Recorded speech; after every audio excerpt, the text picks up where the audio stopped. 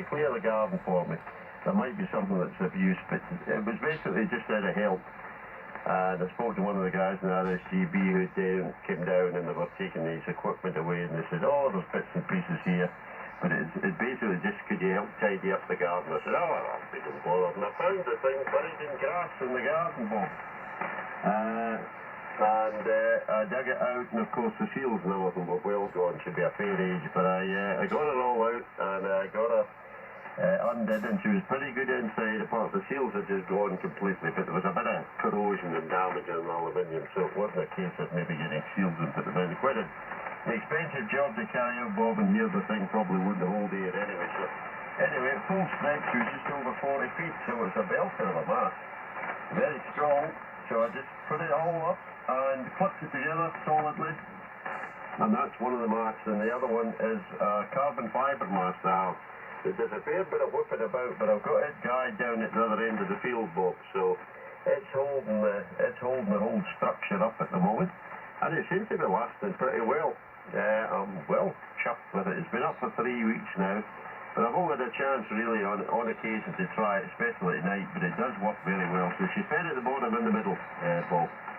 So about halfway along that 30, it's about 36 feet, so it's halfway along that, Bob.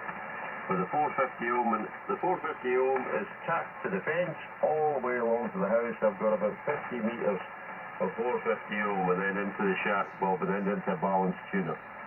It's an 81500 from Polestar, so there's no, it's a completely balanced tuner, there is no ballon or anything in there at all, but it tunes it up very well indeed, and it will tune it up multi-band, Bob, but the other antennas I've got are better for 40 than the other bands, and of course it was really built for 80, and it's working well. I'm well chuffed, but it'd be nice to get it on the vertical side, but because I could put it at the end, Bob, but because of the feed point and the length of the vertical, I thought, no, she's not going to operate well vertically. She'll be better horizontal. And I've had the DX, and I'm happy, you know, I've got 5 and 5, 5 and 6.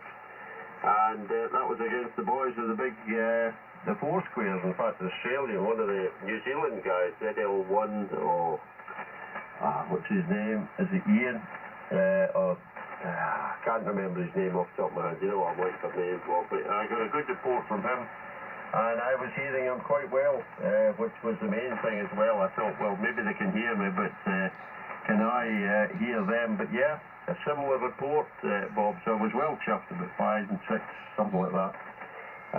And even some of the big lads that were listening said, oh, well, congratulations on your loop, you know, and they were running big 4 squares and directive arrays and things for 80, Bob, so I was chuffed with that.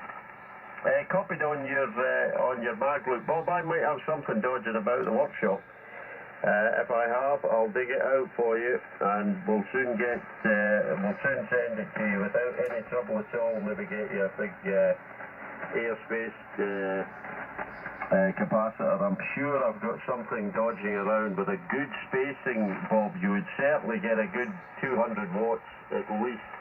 I mean, the spacings will be, well, in between the fins, you're probably looking at a good 1/4 inch, Bob, and quite a bit of differential in that. It'll